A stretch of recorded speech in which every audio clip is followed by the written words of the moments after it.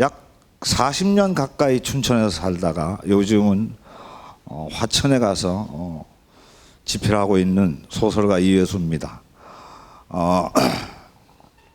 오늘 제 코디 어떻습니까? 예, 감사합니다.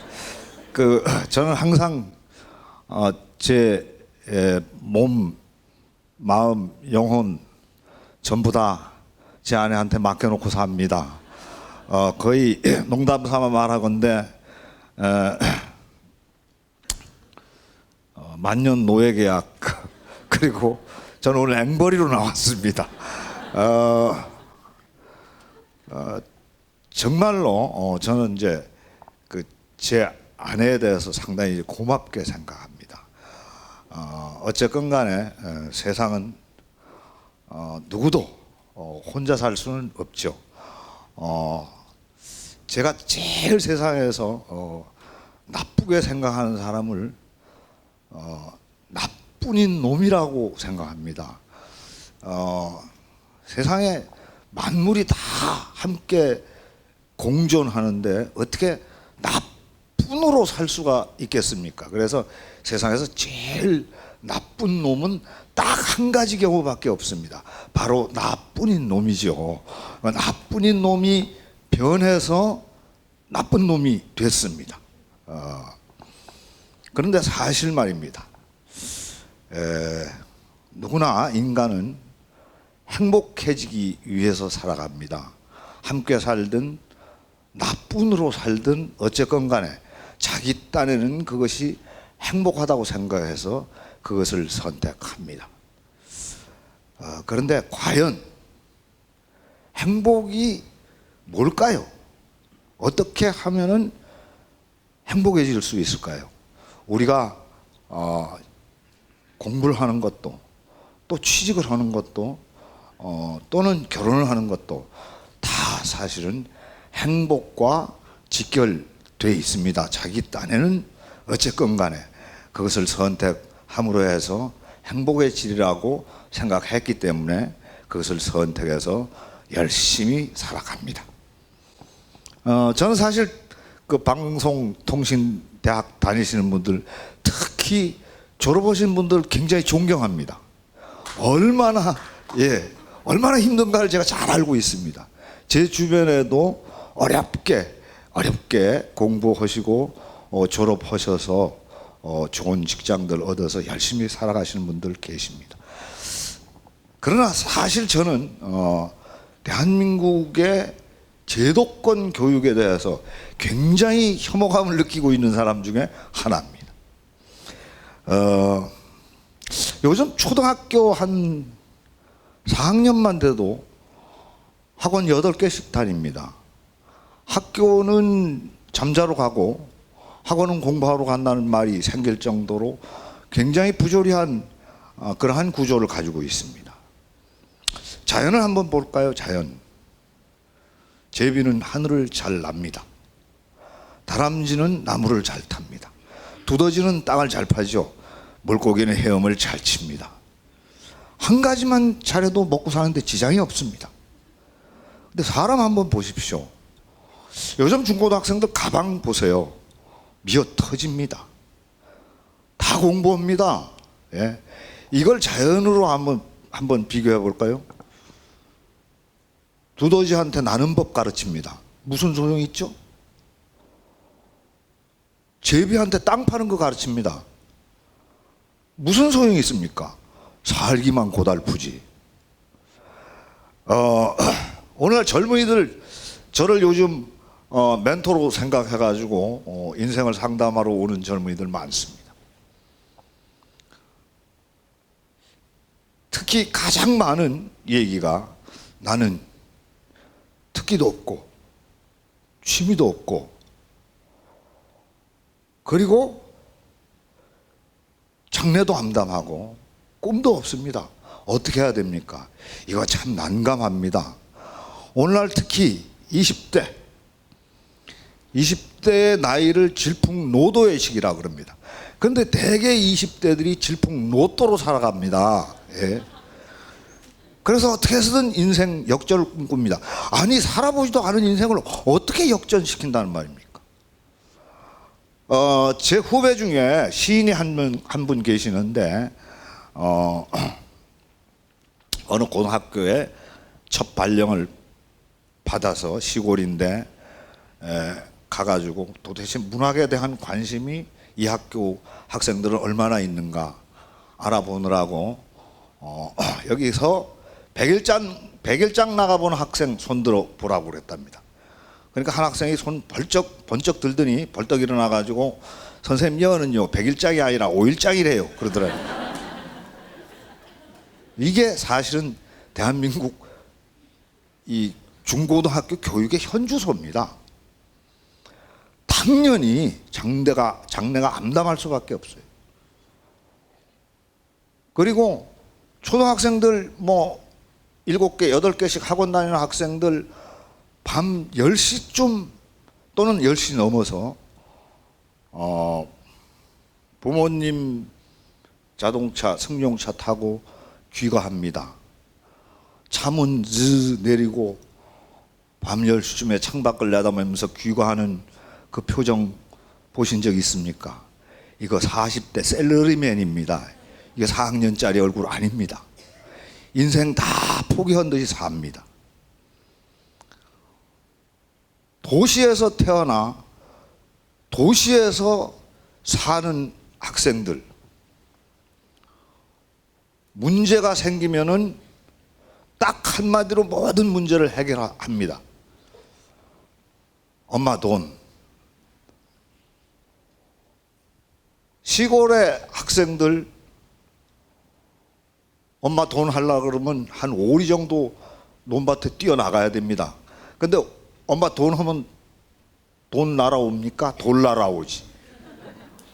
그러면은 울면서 집으로 돌아옵니다. 돌아와서 필요한 것을 삼촌 보고 만들어 달라 그러든지 형 보고 만들어 달라 그럽니다. 삼촌이나 형이 안 만들어 주면 울면서 자기가 만들어야 됩니다. 사실은 울면서 자기가 만드는 것이 인생의 출발입니다. 이것이 바로 창의력의 출발입니다. 뭐든지 돈으로 해결하는 것, 가게에서 물건 사버릇 하는 것, 다 만들어진 것, 공장 제품들을 사서 쓰는 것, 이것이 어릴 때부터 창의력을 앗아가 버립니다. 그래서 마침내 나이 들어가면서 현실의 노예가 되도록 만들고 돈의 노예가 되도록 만듭니다. 좀 더 나이 들어서 대학 가도 말입니다. 다 공부하기 위해서 대학 가는 젊은이들 요즘 드뭅니다. 전부 취업을 위해서 대학 갑니다.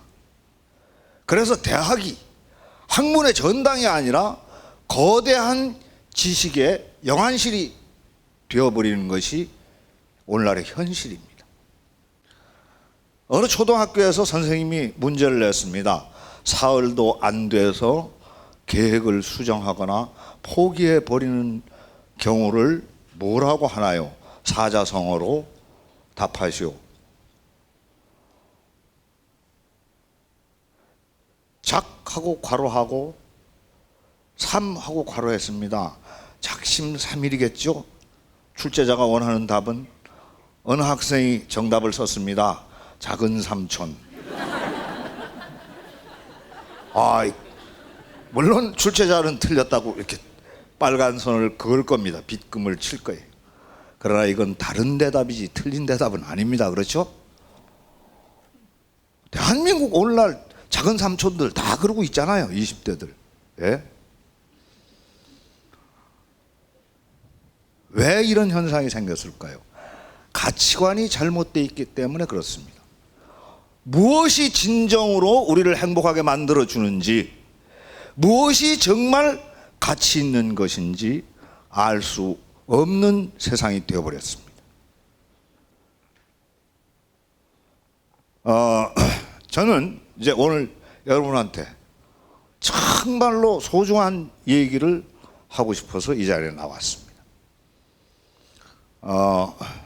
여러분들 다 사실은 향학열에 불타는 분들로 알고 있습니다. 저 같은 경우에도 춘천교육대학에 어렵게 입학을 했습니다.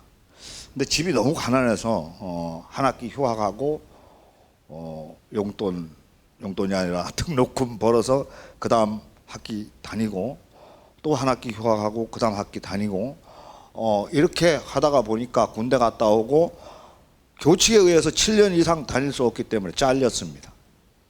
그래서 춘천교육대학 학적부에서 제적자 대장을 보면은 제가 1호입니다. 제적 1호. 춘천교육대학을 제가 그만두고 어디로 갔는가 하면은 춘천을 떠나서 제 양력 중에서 가장 자랑스러운 양력에 해당하는 그런 직업을 가지게 됐습니다. 제 양력 중에서 사실 이거는 고딕으로 쓰고 싶은데 그냥 그 다른 양력한테 미안해 가지고 똑같은 그 활자 포인트로 그냥 쓰는 양력이 하나 있습니다. 강원도 인제 남국민학교 개꼴분교 소사 고용직입니다. 임시직이죠. 전달부라고 하는 것입니다. 그걸 1년 동안 한 적이 있습니다. 전교생 17명, 월 평균 출석률 3일. 분교장도 학교에 나오지 않습니다. 폐교 직전의 학교, 월 평균 출석률도 아버지 따라 장 보러 가다가 학교 누구 계시나 하고 이렇게 들여다보는 게 이게 출석입니다. 오리 건너 집이 한 채씩 있습니다.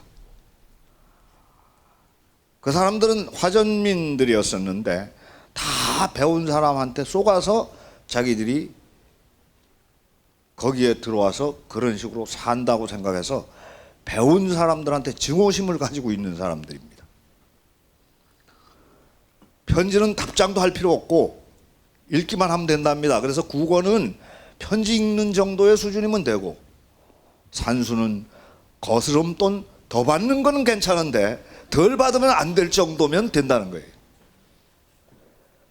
그런데 거기서 저는 사실은 거길 왜 들어가는가 하면 강원일보 신춘문예에 당선되고 너무나 자신감이 없어서 저 강원일보 신춘문예도 사실은 방세가 너무 많이 밀려가지고 작가가 되려고 그러는 게 아니라 저는 그때 화가 지망생이었습니다.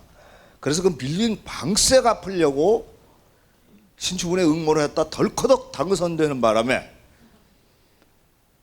제가 이거 독자도 속여먹었고 심사위원도 속여먹었구나. 양심의 가책이 돼서 본격적으로 그런 문장 공부를 해보자 해서 그 첩첩 산골에 들어갔습니다.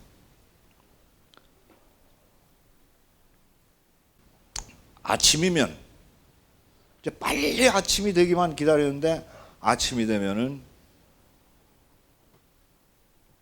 그때는 국민학생이죠. 지금은 이제 초등학생입니다. 4학년짜리가 하나 저를 찾아옵니다. 그 화전민촌 어린이들은 봄, 여름, 가을에는 얼굴에 희끗희끗 여기저기 마른 버짐이 핍니다.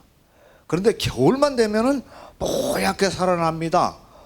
고단백을 섭취해서. 개구리입니다. 네. 그래서 저한테 오는데 양동이 하나, 매미채 하나, 지렛대 하나를 들고 옵니다. 준비물이죠. 개구리 잡으러 가자는 겁니다. 같이 갑니다. 이도료라고 가르칩니다. 여기다 대세요. 그러면 저는 매미채를 갖다 댑니다. 제 담당이 매미채 담당입니다. 그 어린이는 지렛대로 돌을 들춥니다. 놀랍게도 개구리가 한 마리 또는 두 마리가 그 어린이가 대라고 하는 그 방향으로 튑니다. 그래서 상당히 많은 양의 개구리를 잡아서 둘이서 그날은 불을 뗍니다. 무쇠난로가 방 안에 작은 게 하나 있었는데 거기다 불을 떼고 개구리를 삶거나 구워서 소금에 찍어 먹곤 했습니다. 그런데 한 달 동안을 쫓아다니는데 단 한 번도 허탕을 치는 적이 없어요. 제가 매미채를 허술하게 돼가지고 밑에가 이렇게 뜬 줄도 모르고 대고 있다가 개구리를 놓친 적은 있어도 그 어린이가 이 돌이오라고 했을 때 그 돌에 개구리가 없었던 적은 단 한 번도 없습니다. 신기하지 않습니까? 불과 4학년짜리 어린이가 어떻게 그런 놀라운 걸 터득했을까요? 여러분 한번 생각해 보세요. 그 개구리를 돈이라고 한번 생각해 보십시오. 참 이거 전 기업인들이 아마 탐낼 이런 비법 아니겠습니까? 어느 날 물었습니다. 야, 어느 돌에 개구리가 있고 어디로 튀는가를 너 어떻게 아냐? 진지하게 물었습니다. 자존심 다 꺾고. 예? 왜냐하면은 어떤 때는 꼭 있을 것 같아가지고 그냥 지나가길래 야, 이 돌 한번 해보자 그러면 없어요. 그리고 딱 지나갑니다. 그 자존심 상하니까 붙잡고 야, 지금 한번 해봐. 그러면 없다니까요. 성질을 내요. 그 왜 화를 내고 그래? 한번 해보자니까 그 강제로 끌어다가 한번 해보라 그럽니다. 없습니다. 예. 그래서 물었습니다. 야, 어떻게 아냐? 그 친구 저를 뻔히 보더니 대답했습니다. 딱 보면 알아요. 학술적으로 증명이 안 되는 겁니다. 예? 네, 이 딱 보면 아는 것. 이것이 바로 감성입니다. 20세기까지는 이성이 시대를 주도했습니다. 이 이성이라고 하는 것은 머리를 동원해야 하는 것입니다. 그러나 이 감성이라고 하는 것은 21세기부터는 감성이 시대를 주도합니다. 이 감성은 가슴을 동원해야 합니다. 가슴이 밑바탕이 되어야 됩니다. 이 이성은 인간끼리의 커뮤니케이션을 위해서 쓰여집니다. 주로 인간만의 복락을 구가하기 위해서 또는 편리를 구가하기 위해서 동원되는 것입니다. 그러나 가슴은 자연과 우주의 교감과 소통을 위해서 동원되어져야 됩니다. 오늘날 대한민국의 교육은 절대로 이성을 중시하는 교육이 아닙니다. 감성을 중시하는 교육이 아닙니다. 다 이성을 중시하죠. 그죠? 성적이 높아야 우수한 인간으로 평가됩니다. 그러나 정말 그렇습니까? 좋은 머리, 좋은 대학 나와서 좋은 자리에 앉아서 자기만 잘 먹고 잘 살기 위해서 남이야 굶주리든 슬프든 아무 상관하지 않고 오로지 자기 혼자만을 위해서 살아간다고 그러면은 이것이 뭐가 그렇게 훌륭하다는 겁니까? 좋은 대학을 나왔건 좋은 직장을 다니건 학교를 다닐 때 좋은 평가를 받았던 아무 소용없는 거 아닙니까? 결국은 나뿐인 존재, 결국 그것이 나쁜 놈 아니겠습니까? 그러니까 세상은 머리 좋은 사람이 많은 세상보다는 사실은 마음 좋은 사람이 많은 세상이 훨씬 살기 좋은 세상입니다. 그런데 오늘 대한민국의 교육 제도나 장치들이 과연 마음 좋은 사람을 많이 양성하기 위해서 존재합니까? 저는 그렇지는 않다고 생각합니다. 저는 그 어린이한테 딱 보면 알아요. 이 말을 듣는 순간 참 뒤통수를 맞은 듯한 기분이 들었습니다. 알기는 알겠어요. 얘는 정말 딱 보면 아는 거야. 인정합니다. 근데 나도 그럴 수 있어야지. 안 그렇습니까? 예? 나도 딱 보면 알 수 있어야지. 누구든지 욕심 안 나겠어요?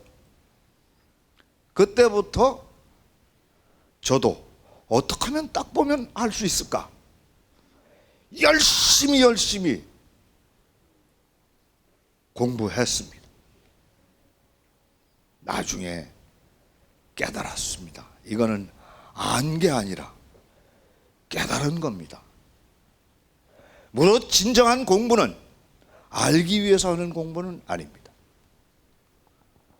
많이 알려고 노력하는 것보다는 많이 느끼려고 노력하는 것이 훨씬 나은 공부고, 많이 느끼려고 노력하는 공부보다는 많이 깨달으려고 노력하는 것이 훨씬 나은 공부입니다. 여기 혹시 소시성을 가지신 분 계십니까? 소. 안 계십니까? 참 불행한 일입니다. 이 소시 가문이 상당히 훌륭한 가문입니다. 그 중에서도 굉장히 철학적으로 출세한 분이 계시는데, 소크라테스라고 하시는 분이 이런 말씀을 했습니다. 인간은 그 어떤 경우라도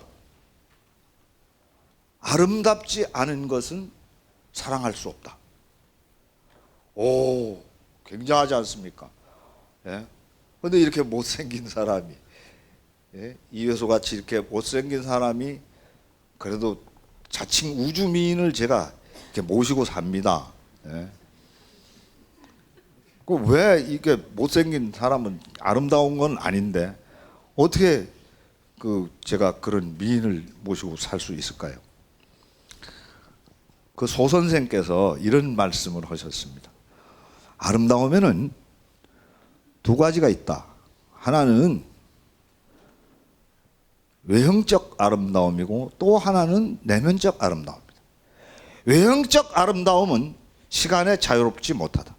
시간이 흐르면은 퇴락하거나 변질되어 버린다. 그러나 내면적 아름다움은 시간이 흘러도 변질되거나 퇴락하지 않는다. 그리고 아름다움에는 크기도 있다고 그랬습니다. 작은 아름다움, 좀 더 큰 아름다움, 보다 큰 아름다움. 그래서 마침내 이 우주 만물을 창조한 신의 크기의 아름다움을 자기가 간직해서 그것을 관조하면서 살아가는 것이 우리가 태어난 궁극적 목표라고 그랬습니다. 아름다운 것도요, 어떤 사람은 장동건이 잘생겼다 그러고 어떤 사람은 이예수가 훨씬 잘생겼다 그럽니다. 이 기준이 어떻게 될까요? 아름다움에도 기준이 있어야 될 것 아니겠습니까? 그렇습니다. 이예수가 세워놓은 기준 중에 사한눈이라고 하는 게 있습니다. 사람은 네 가지의 눈이 있다. 아름다움을 보는 데는 첫째, 이 육안이다. 이 몸에 붙어있는 눈, 육안. 육안으로 사과를 보면 둥글다는 걸 압니다. 붉은색이다, 초록색이다를 압니다. 주먹만 하다는 거 압니다. 여기까지 육안입니다. 크다, 작다, 또 색깔이 어떻다, 모양이 어떻다, 이거 정도입니다. 육안이라고 하는 것이. 근데 뇌안만 돼도 저긴 비타민 C가 많아, 저거 먹으면 이뻐져, 피부가 깨끗해져, 그래 뉴턴이 만유인력을 저걸 보고 발견했어, 이런 정도 압니다. 상당한 차이가 있습니다. 그러나 심안을 뜬 사람, 마음의 눈을 뜬 사람은 한 알의 사과 속에 씨가 들어있다는 것을 압니다. 한 알의 사과 속에 음악이 들어있다는 것을 압니다. 거기서 씨를 끄집어내서 남에게 주고 싶어 합니다. 거기서 음악을 끄집어내서 남에게 주고 싶어 합니다. 진실로 아름다운 것, 우리가 예술이라고 말할 수 있는 것은 마침내 마음의 눈, 이 심안을 떠야만 가능한 것입니다. 그 다음에 영안입니다. 영혼의 눈이죠. 이것을 뜨게 되면은 하나의 사과를 보면서 그래, 사과의 본질과 나의 본질과 하나님의 본질과 우주의 본질이 같구나 라는 것을 깨닫게 됩니다. 이 단계는 아는 단계가 아닙니다. 이미 영혼의 눈을 뜨는 것, 우주 만물의 이치, 하나님의 뜻, 하나의 사과 속에 들어있는 의미, 그 다음에 내가 태어나고 죽어가는 이 모든 것에 대한 의문을 깨닫는 것, 이것이 영혼의 눈입니다. 물질만 쌓는 일에 골몰하고 남이야 어둠 속에 갇혀있든 처박혀있든 내 알 바가 아니라고 하는 삶, 이런 삶이 아니라 남을 아픔과 어둠 속에서 끌어내서 빛으로 인도해서 함께 아름다워지는 삶, 함께 행복해지는 삶, 이러한 삶이 진정한 삶입니다. 그리고 진실로 행복한 삶입니다. 우리가 불행해지는 이유는 우리가 우리 인생의 주인이 되지 못하기 때문입니다. 사람은 누구나 자기 인생의 주인이어야 합니다. 그런데도 불구하고 자기 인생의 주인으로 살아가는 사람은 이 세상에 드뭅니다. 왜 그럴까요? 인생을 창조적으로 살지 못해서 그렇습니다. 자기 인생을 자기가 만들어서 살지를 못합니다. 남이 만들어 놓은 삶이 다 기준이 되고 그렇게 살려고 애를 쓰거나 또는 그것만이 오로지 정답이고 왕도라고 생각하는 의식의 경직성 때문에 자유를 상실해버립니다. 이미 창조성을 또한 상실해버립니다. 그래서 저는 여러분께 창조적인 삶을 살아가기 위해서 한 가지를 제의하겠습니다. 코끼리에게 날개를 달아주십시오. 자, 여러분들이 상상력을 동원하셔서 과학과 논리에 묶이지 마시고 여러분의 의식은 무한히 자유롭습니다. 시간과 공간에 얽매이지 않습니다. 의식으로는 얼마든지 달에도 갔다 올 수 있고 태양계 바깥에도 갔다 올 수 있습니다. 그러한 자유로운 의식으로 코끼리한테 날개를 달아주면 어떤 현상이 생길까요? 첫째, 코끼리도 날기가 상당히 힘들겠죠. 그 비대한 몸집이니까 날개 무지무지하게 커야 되겠죠. 아니면은 좀 작더라도 정말 바쁘게 움직이는 날개를 만들거나, 그래서 일단 날개를 하나 여러분들 상상으로 달아주십시오. 날다가 코끼리도 쉬어야 되지 않겠습니까? 어디서 쉬나요? 전깃줄에서 쉬려고 그러면 전깃줄 얼마나 굵어야 되는지 아시겠죠? 네, 굵은 전깃줄도 만들어 주십시오. 또 동물원의 우리는 지금은 다 천장이 열려 있습니다. 그런데 이미 코끼리한테 날개를 달라 그러면은 천장 달아줘야죠, 그죠? 천장도 창살로 만들어 주거나. 이건 좀 슬프기는 합니다. 여러분들 스스로가 많은 사물을 있는 걸 없애고 없는 건 붙여주기도 하고 이러면서 한번 의식의 여유를 가져 보십시오. 돌에다 입을 한번 달아줘 보세요. 돌은 그냥 침묵하고 있다 이렇게 생각하지 마십시오. 입 달아주고 한번 돌이 제일 먼저 무슨 말을 할까 생각해 보십시오.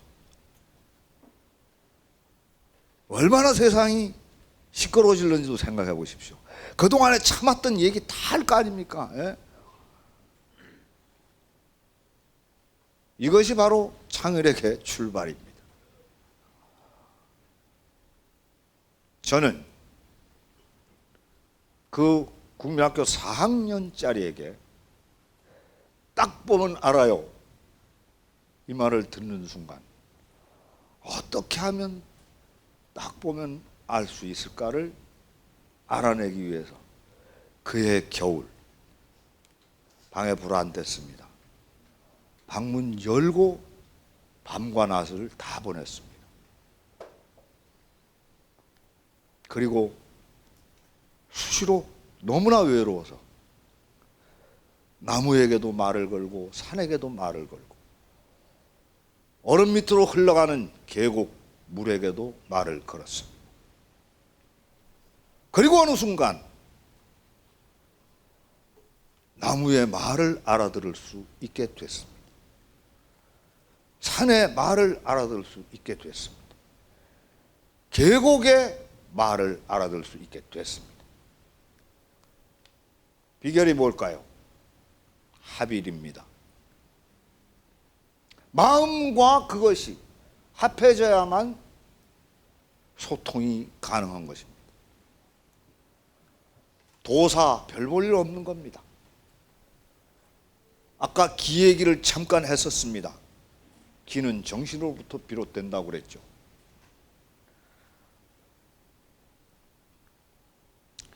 만정신 중에 최고의 정신이 바로 사랑이라는 이름의 정신입니다.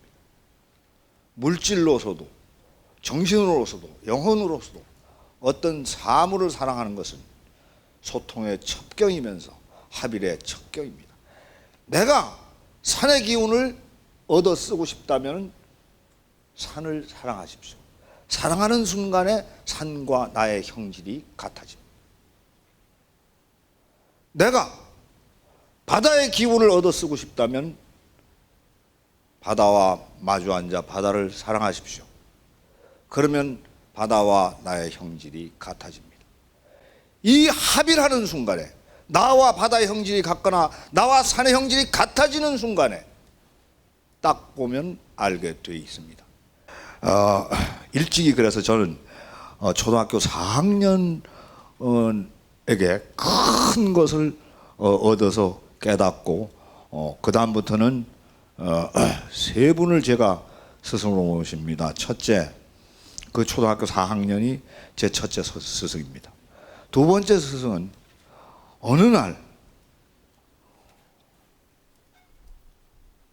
비가 오는 날인데 땅바닥을 느리게 꾸물꾸물 기어가는 지렁이를 봤습니다.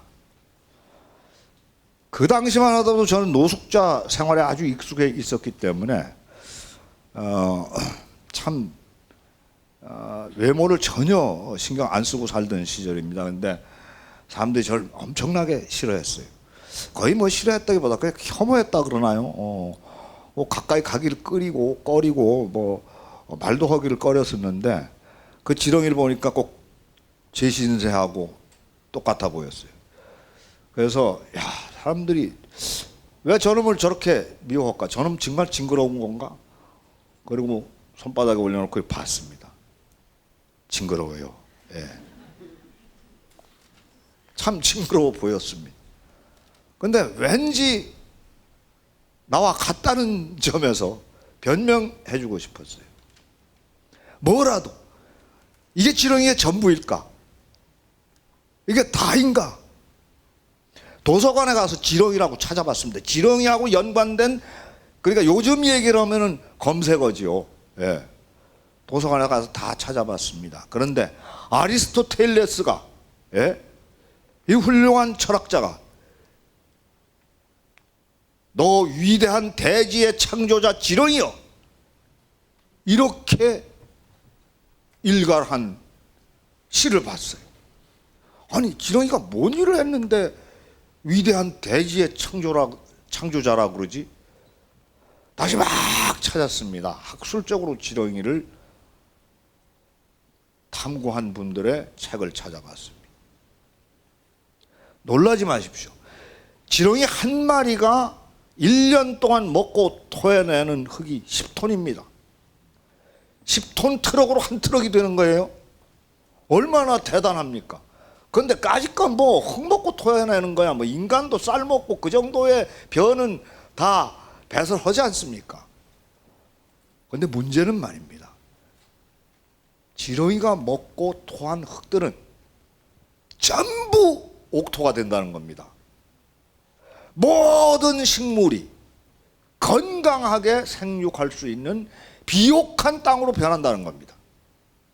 그래서 미국 같은 나라에서 대규모 영농을 할 때는 토질 검사를 했을 때, 야, 이거 토질이 아주 안 좋다, 이럴 때는 대규모 지렁이를 투입한답니다. 그러면 순식간에 지렁이가 그 박토를 옥토로 만든다는 거예요.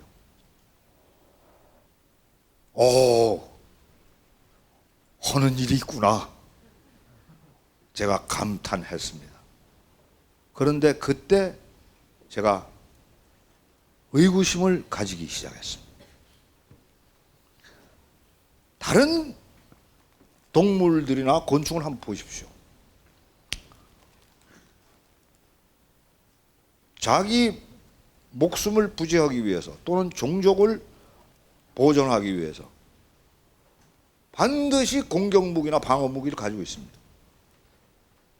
발톱, 이빨, 독심.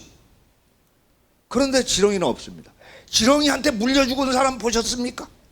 없습니다. 지렁이한테 핥히켜가지고 긁혀서 병원 갔다는 사람 만난 적 없습니다. 지렁이한테 쏘였다는 사람도 본 적이 없습니다. 이거 바보 아니에요? 유일한 무기가 하나 있습니다. 꿈틀거림입니다. 지렁이도 밟으면 꿈틀한다. 누가 겁나? 꿈틀하는 걸 겁내는 사람 있습니까?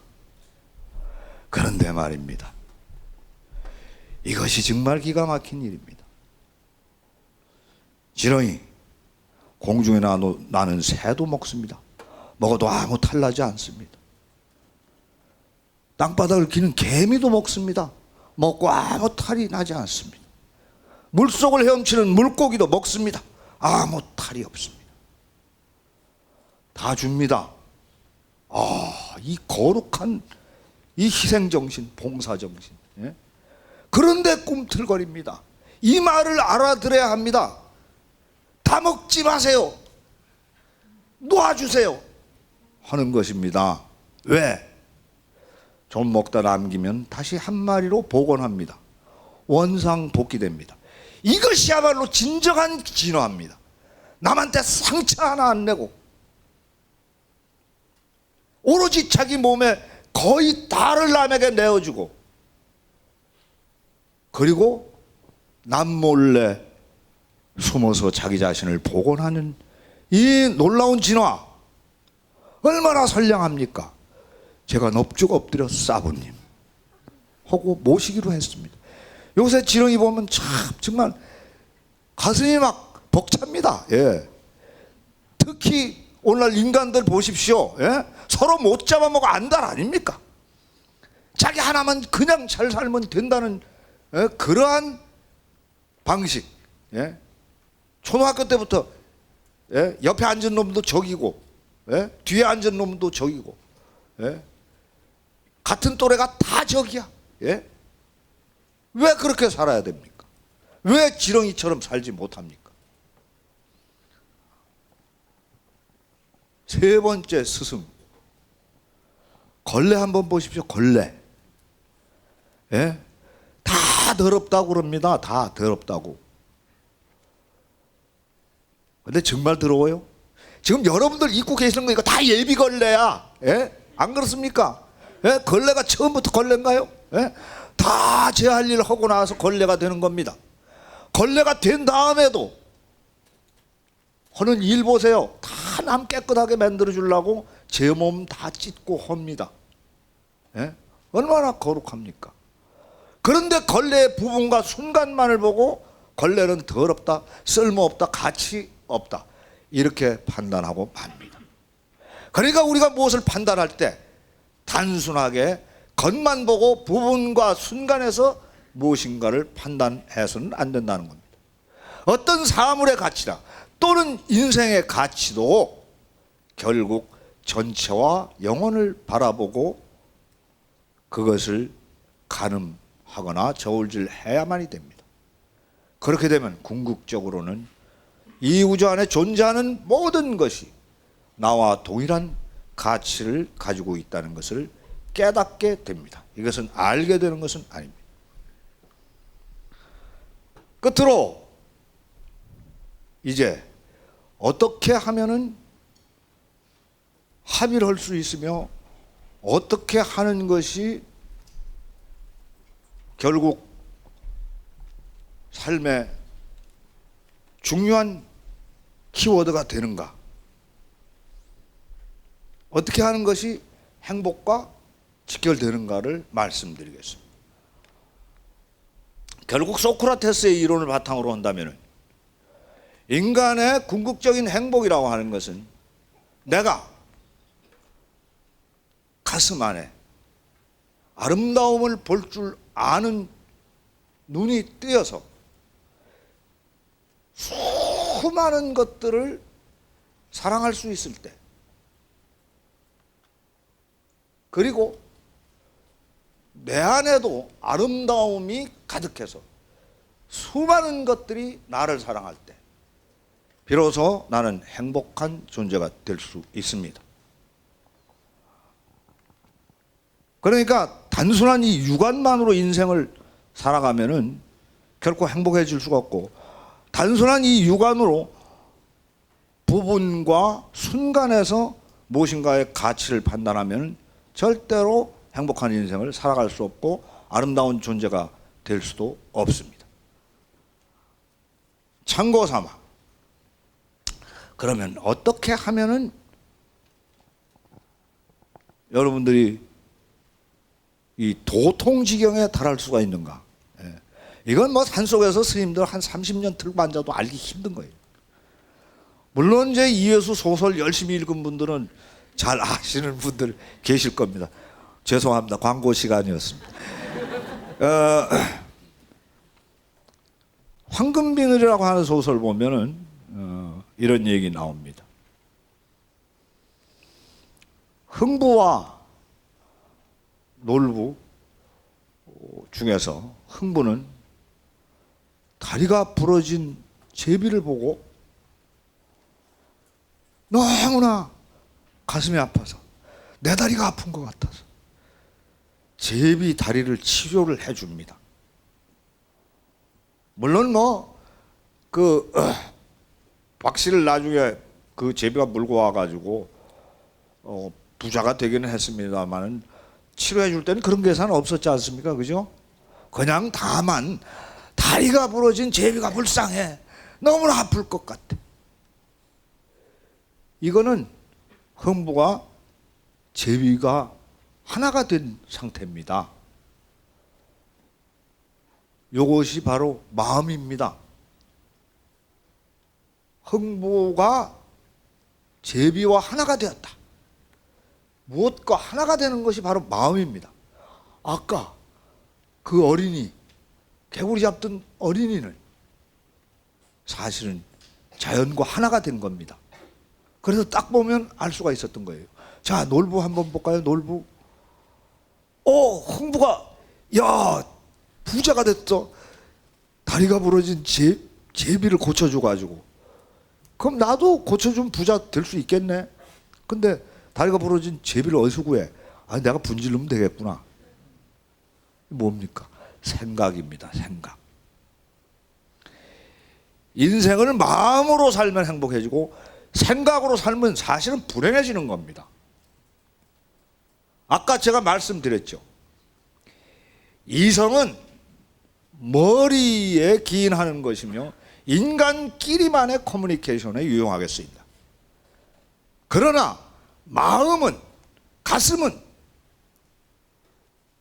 우주와 자연과 소통을 위해서 쓰여지는 것이며 진실로 이것을 터득해야만이 딱 보면 아는 경지가 될 수가 있습니다. 그래서 옛 선사들은 도가 무엇입니까? 라고 물으면 생각이 끊어진 자리에 도가 있다, 이렇게 말을 합니다. 생각이 끊어진 자리에 곧 마음이 드러납니다. 그것과 내가 하나가 되면은 마음입니다. 그것 따로 나 따로 오면은 생각입니다. 그것 따로 나 따로 살아가는 사람은 불행합니다. 또 급수로 따지면 하수입니다.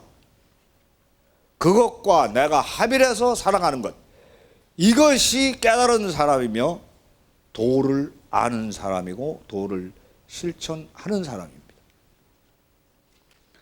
만물과 소통하기 위해서 만물을 그냥 두지 마십시오. 만물과 합일하기 위해서 만물과 끊임없이 대화를 하십시오. 꼭 내 식으로만 무엇을 보지를 말고 그것의 눈으로 나를 보기도 하십시오. 코끼리는 날개가 없다, 이걸 버리십시오. 내가 마음으로 달아주면 됩니다. 참새는 다리가 짧고 학은 다리가 길다, 아닙니다. 내가 학의 다리를 줄이고 참새의 다리를 늘리면 됩니다. 마음으로서는 무엇이든 할 수가 있습니다. 사람들은 제게 묻습니다. 어떻게 하면 좋은 문체를 얻을 수가 있습니까? 내 만물을 사랑하면 됩니다. 어떻게 하면 행복할 수가 있습니까? 내 만물을 사랑하면 됩니다. 어떻게 하면 사랑할 수 있나요? 내 아름다운 걸 발견하면 됩니다. 그러기 위해서 세 가지만 여러분 기억해 주시기 바랍니다. 첫째, 자연을 자주 접하십시오. 먹고 사느라고 바빠서 집에 화분이라도 하나 키우십시오. 그것도 자연입니다. 씨를 심고 싹 트고 꽃 피고 열매 맺는 것을 보십시오. 하루에 한 번씩이라도 창을 열고 하늘을 바라보십시오. 그것 또한 자연입니다. 두 번째, 예술 작품을 많이 접하십시오. 예술은 아름다움을 추구하는 작업입니다. 그 산물이기도 합니다. 세 번째, 사이비는 빼고 진정한 종교 지도자들의 가르침을 실천하려고 노력하십시오. 그럼 누가 사입이냐? 달라고 하는 놈은 다 사입입니다. 주라고 하는 분들이 진짜입니다. 베풀려고 하는 분들의 가르침을 실천하십시오. 꼭 물질이 아니라고 하더라도 마음으로 얼마든지 베풀고 잘 되기를 간절히 기도할 수 있습니다. 나만을 위해서 기도하지 마십시오. 나와 이웃하는 그 모든 것들, 하다못해 하찮은 먼지 한 점을 위해서라도 기도하십시오. 제가 요즘 보니까 청소년들이 나와 다른 사람, 나와 다른 생각을 가지고 있는 것들에 대해서 굉장히 거부 반응이 많은 것 같습니다. 그래서 이렇게 나와 다른 사람들과의 소통할 수 있는 게 구체적으로 어떻게 하면 될지 그게 궁금합니다. 네, 많은 사물이 사실은 장점만 있는 것은 아무것도 없고 많은 사물이 단점만 있는 것도 아무것도 없습니다. 사물이나 인간이나 다 같기 때문에 그래서 그것이 누구에게나 공존한다는 것을 인지시켜주는 것이 중요할 것 같아요. 그러니까 어떤 것이든지 장점만 있는 것도 없고 어떤 것이든지 단점만 있는 것도 없다. 그렇기 때문에 너와 다르다고 해서 무가치한 것은 아니다라고 하는 것이 중요한 포인트가 될 것 같습니다. 저도 이런 행복한 공부와 감성을 움직이는 공부를 배우기 위해서 방송대에 들어왔는데 좀 창의력을 좀 넓혀주는 공부, 그다음에 감성을 좀 넓혀주는 공부를 어떤 식으로 좀 해줬으면 좋을까. 그래서 거기에 대해서 우리 학교 전체 마음이 좀 움직일 수 있도록. 네. 여러분들이 지금 가장 기본적으로 이 학술적인 분야에서 공부하고 그리고 나중에 사회에 나가면은 이제 그때 개개인이 따로 공부 또 하셔야 됩니다. 특히 이제 자기가 좋아하는 공부를 하셔야 됩니다. 그러니까 내 것이 되는 공부, 체득된 공부, 그러니까 일반화된 공부가 아니라 내가 창조하고 내가 연구한 나만의 공부, 그것은 또 따로 하셔야 됩니다. 그것이 참 중요합니다. 공부는 뭐 평생 하는 거니까.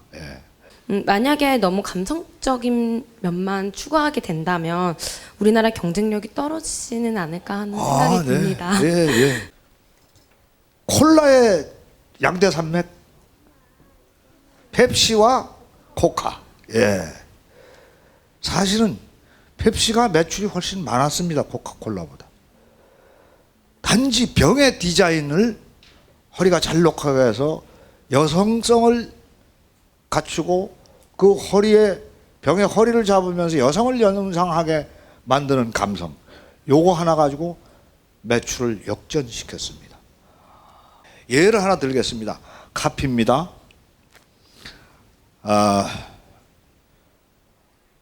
장미 한 그루를 판매합니다. 2억 한 포기에 한 그루에 2억입니다. 이렇게 되어 있습니다. 야, 이게 무슨 장미 한 그루 2억씩이나 해. 무슨 종이야? 신기한 발품인가? 봅니다. 조그만 글씨로 이 장미 한 그루를 매입하시는 분께는 건평 몇 평짜리, 대지 몇 평짜리 건물 무료로 드립니다. 감성 마케팅입니다. 순식간에 팔려버렸습니다. 그래서 사실은 지금까지 상당히 둔감한 경영과 마케팅을 해온 겁니다.